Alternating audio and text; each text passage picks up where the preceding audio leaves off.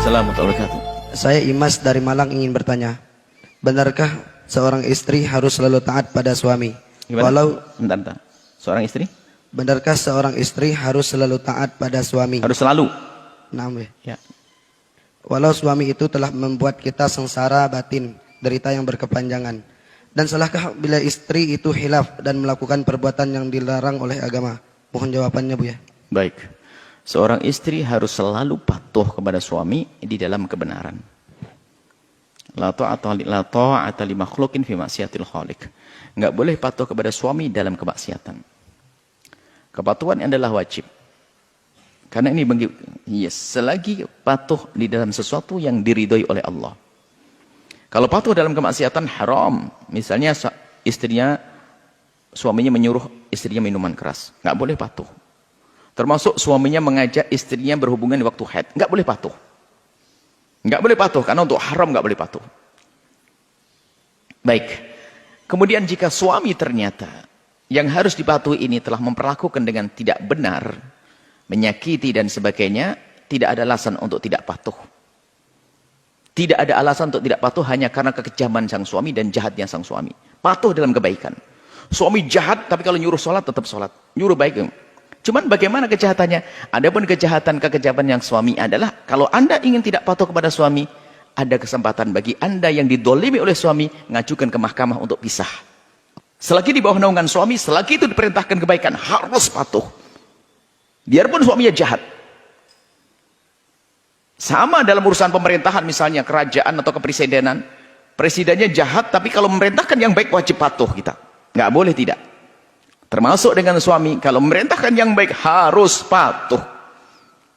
Adapun untuk menghilangkan misalnya kedolimannya, ya ada. Selagi seorang wanita didolimi oleh seorang suami, Islam memperkenankan dia untuk mengajukan ke mahkamah agar dijauhkan dari sang suami dengan dipisah. Baik. Adapun pertanyaan selanjutnya enggak boleh. Misalnya karena suami begitu lalu dia melakukan keharaman misalnya. Mohon maaf mungkin suaminya kejam, tidak pernah mesra dan sebagainya. Lalu seorang wanita melakukan keharaman dengan laki-laki, terhina dia. Dosa pada suami, dosa kepada Allah. Dan hanya manusia hina semacam itu. Kalau ada wanita yang semacam itu, segera tobat. Kalau memang tidak kuat dengan suami karena kekejaman suami, minta pisah ke mahkamah, baru nanti mencari pasangan yang soleh. Tapi kalau dengan cara melanggar di balik ini semuanya enggak diperkenankan. Pelanggaran itu zina dosa, muqaddimah zina dosa. Enggak tahu pelanggarannya apa yang disebutkan tadi. Yang jelas enggak boleh. Hanya karena suami enggak benar lalu kita melakukan keharaman, enggak boleh. Berarti sudah sekongkol masuk neraka, suami masuk neraka karena zalim kepada istri, istri masuk neraka karena nyeleweng, akhirnya ketemu di neraka, lu dengan gue sama-sama di neraka. Nggak boleh begitu. Kalau suami mengajarkan kejelekan, suami nggak boleh ngikuti.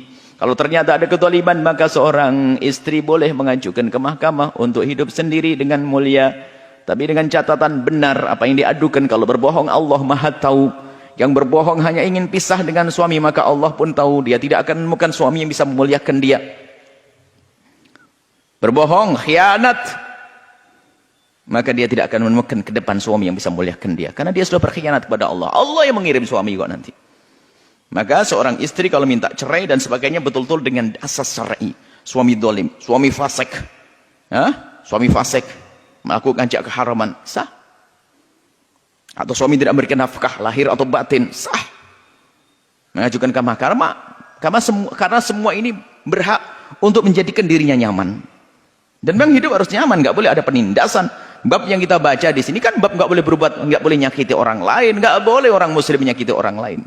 Jika dalam sebuah lingkungan kita disakiti, kita hendaknya pergi kalau terdolimi. Demi kenyamanan kita, hidup harus indah, hidup harus baik. Seperti itu. Semoga Allah menjaga rumah tangga semuanya tetap indah tanpa ada kezaliman, bahagia dunia akhirat. Wallahu a'lam.